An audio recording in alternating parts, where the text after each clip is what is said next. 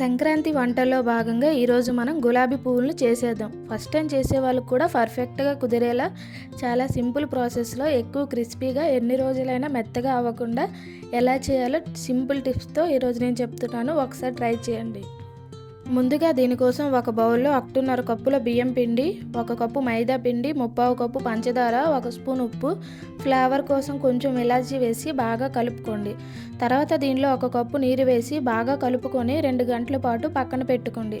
తర్వాత మూత తీసి 1/2 కప్పు వాటర్ వేసి మరీ చిక్కగా మరీ పలుచగా కాకుండా కన్సిస్టెన్సీ అనేది ఈ విధంగా వచ్చేంత వరకు కలుపుకొని పక్కన పెట్టుకోండి. ఇప్పుడు గులాబీ గుత్తును నూనెతో పాటు 10 నిమిషాలు వేడి చేసుకొని తర్వాత దాన్ని పిండిలో సగం వరకు ముంచుకొని మరుగుతున్న నూనెలో పెట్టి 5 సెకండ్లు కలపకుండా తర్వాత ఇలా పైకి కిందకి ట్యాప్ చేస్తే గులాబీ పువ్వు అనేది గుత్తు నుండి ఈజీగా బయటికి వస్తుంది. వీటిని ఇప్పుడు 2 వైపులా తిప్పుకొని బాగా ఫ్రై చేసుకొని కలర్ అనేది ఈ విధంగా వచ్చినాక తీసుకుంటే గులాబీ పువ్వులు అనేవి రెడీ అయినట్లే. ఈ గులాబీ పువ్వుల్ని మీ ఇంట్లో కూడా ట్రై చేసి ఎలా వచ్చిందనేది కమెంట్ చేయండి. Do like, share and subscribe Sangeetha kitchen.